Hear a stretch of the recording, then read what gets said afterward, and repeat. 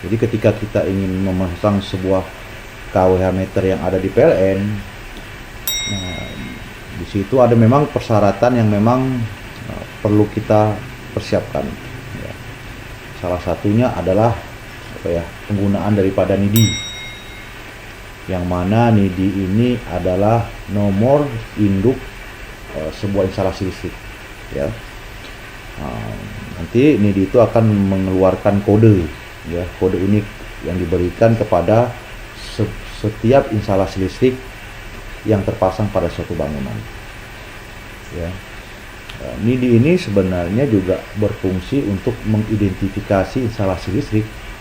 Jadi ketika instalasi listrik itu sudah terdaftar dan terverifikasi oleh pihak yang berwenang, dalam hal ini adalah Dirjen Ketenagalistrikan atau di bawah Kementerian KSDM.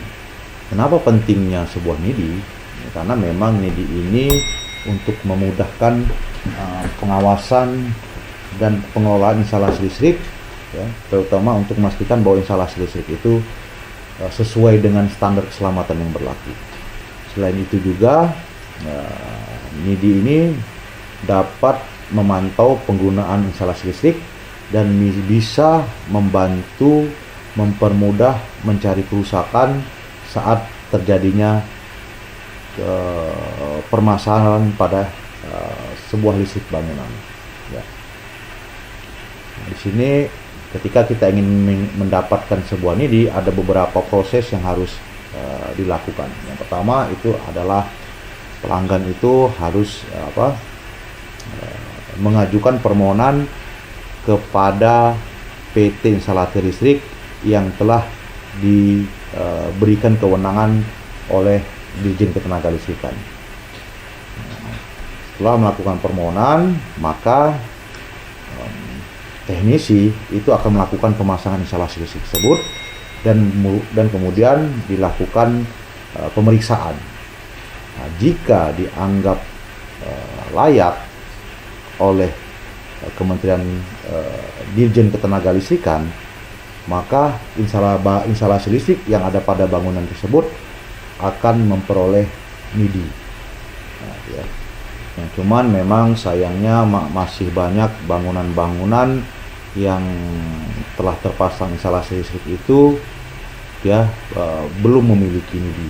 Ya, hal ini memang sangat membahayakan karena pengelolaan dan pengawasan terhadap instalasi listrik tersebut menjadi lebih sulit. Ya.